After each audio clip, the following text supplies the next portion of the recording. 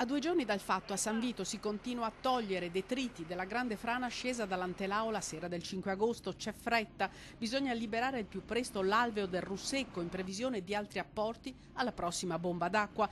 Dal Russecco sono state tolte le carcasse delle auto portate a fondovalle dalla frana. Difficile ricomporre il quadro. Una è questa, una è quella sopra e un pezzo è lì e un pezzo è dietro. Aveva mai visto carcasse così? Ho fatto anche stava io e allora qualcosa ho visto ormai.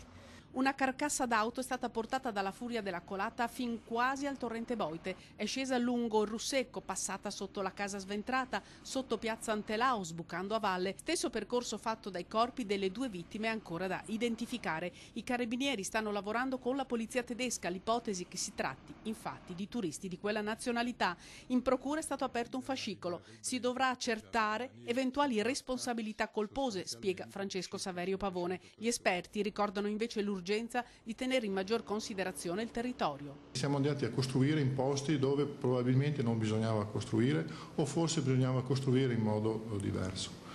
Ma poi ci sono anche altre problematiche. La pianificazione dovrà essere via via più efficace rispetto a questi tipi di problemi. L'unico modo per arginare il problema è la prevenzione, pur restando il Veneto molto esposto. Circa il 18% dei comuni del Veneto è esposto a rischio idrogeologico elevato, molto elevato.